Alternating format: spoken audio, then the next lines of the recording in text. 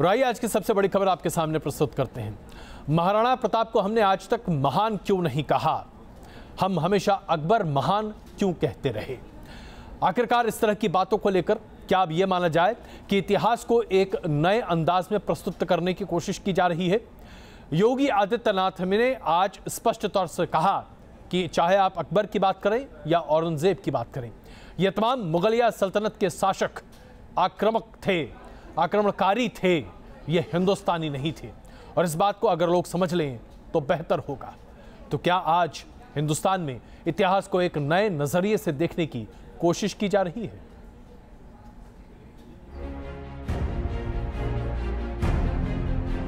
अकबर महान है या नहीं?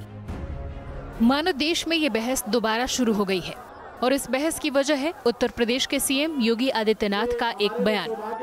लखनऊ में एक कार्यक्रम के दौरान योगी आदित्यनाथ ने कहा कि अकबर और बाबर का भारत से कोई रिश्ता नहीं है। अकबर, औरंगजेब, बाबर, जब भी इनकी पहचान होगी एक आक्रांता के रूप में होगी। उनको भारत के साथ कोई रिश्ता न कभी था न कभी होगा। योगी आदित्यनाथ ने आगे ये भी कहा, जो अपने इतिहास को संजोकर नहीं रख सकता वो अपनी धरती को भी सुरक्षित नहीं रख सकता। जिस जाति को, जिस कौम को अपने इतिहास को सजोने की फुर्सत न हो, वो अपने भूगोल को सुरक्षित नहीं रख सकता। अगर आपको इतिहास देखना है तो महाप्रताप, छत्रपति शिवाजी महाराज, गुरु गोविंद सिंह जी महाराज, ये उस इतिहास के हीरो हैं। लखनऊ में योगी आदित्यनाथ ने अकबर पर टिप्पणी की तो पाली में गृह मंत्री राजनाथ सिंह ने सवाल उठा दिया। अगर अकबर के साथ महान लग सकता है तो महाराणा प्रताप के नाम के साथ क्यों नहीं? अकबर द ग्रेट, यदि भारत के इतिहासकारों ने कहा है, मुझे कोई आपत्ति नहीं है, मैं कोई सवाल या निशान नहीं लगाना चाहता।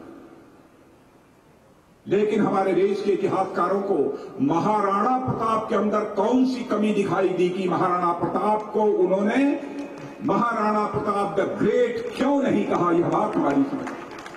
बयान अपनी अपनी समझ में दिए गए थे, लेकिन बहस शुरू हो गई और कांग्रेस ने सीधे सीधे इन बयानों के बहाने बीजेपी को निशाने पर ले लिया। देखिए, महाराणा प्रताप की इतिहास के अंदर अपनी जगह है, अकबर की अपनी जगह है। दोनों इतिहास के अंदर बड़ी हैसियत रखते हैं, सेकुलर माने जाते हैं और मेरा ख्याल है कि तुलना करने की ज़रूरत नहीं है। अकबर और महाराणा प्रताप का हिंदुस्तान के इतिहास में अपना स्थान है।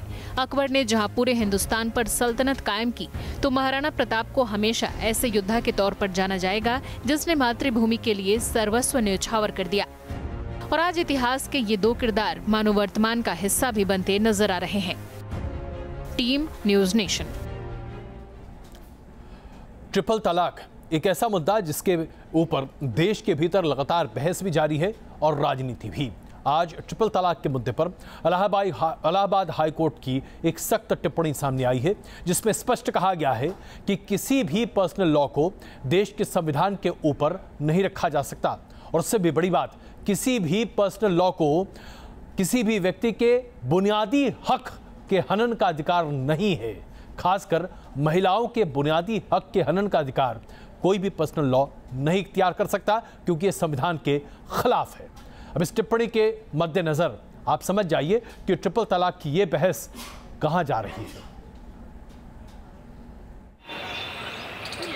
11 मई को सुप्रीम कोर्ट में ट्रिपल तलाक को लेकर एक अहम सुनवाई है और इस सुनवाई से ठीक पहले इलाहाबाद हाई कोर्ट ने ट्रिपल तलाक को लेकर एक बड़ी टिप्पणी की। दरअसल हाई कोर्ट में एक तलाकशुदा महिला के साथ दहेज उत्पीड़न का मुकदमा चल रहा था और इसी मुकदमे के दौरान ये अहम टिप्पणी की गई। हाई कोर्ट ने कहा, पर्सनल लॉ के नाम पर मुस्लिम महिला या किसी और महिला को भी उसके मूल अधिकारों से वंचित नहीं किया जा सकता है। माननीय न्यायालय ने 3 तलाक को यह कहते हुए कि 3 तलाक संविधान से ऊपर नहीं हो सकता और पर्सनल लॉ संविधान के अंतर्गत ही आएगा और 3 तलाक मानवाधिकार और मूल अधिकार दोनों के खिलाफ है। इसलिए इस आधार पर कि पत्नी को 3 तलाक दे दिया गया है, आपराधिक मामले की कार्रवाई खत्म नहीं की जा सकती। माननीय न्यायालय ने उसकी याचिका को खारिज कर दिया।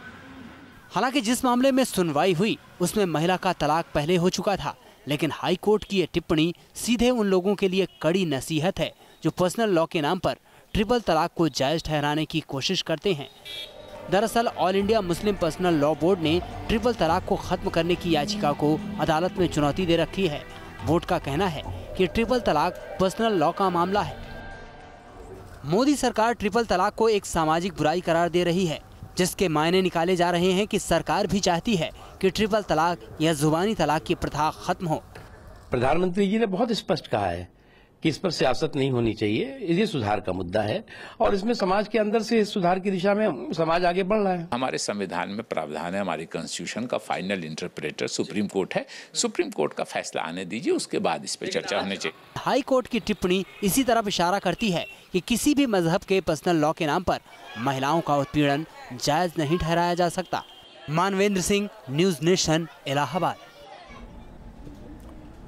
पाकिस्तान कश्मीर पर खोखला प्रोपगेंडा लगातार करता रहा है। कश्मीर की झूठी आज़ादी की बातें तो अलग हैं, लेकिन कई मौक़ों पर पाकिस्तान उसकी हरकतों का एहसास भी करा चुका है। ऐसे में एक तस्वीर सामने आई है पाकिस्तान के कब्जे वाले कश्मीर में, जहां कश्मीर के आम बाशिंदे सड़कों पर निकल रहे हैं और पाकिस्तान के खिलाफ आज़ादी की आवाज़ बुलंद कर रहे हैं।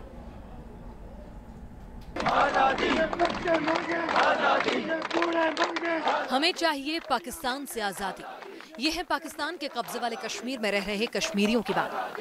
पीओके के कोटली की ये तस्वीरें बताने के लिए काफी हैं कि पाकिस्तान कश्मीर को लेकर जो पाखंड और ढोंग करता है उसकी असली हकीकत आखिर क्या है। पाकिस्तान अधिकृत कश्मीर में एनएसएफ और दूसरे संगठनों ने एक साथ मिलकर पाकिस्तान से आजादी की मांग को उठाया है।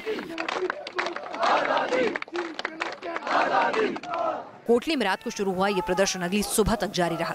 रात के अंधेरे में नारे लगे तो सुबह के उजाले में झंडे उठाए गए। हाथों में झंडे लिए पीओके के कोटली में सैकड़ों लोग सड़कों पर निकले और पाकिस्तान से आजादी की मांग को दोहराने लगे।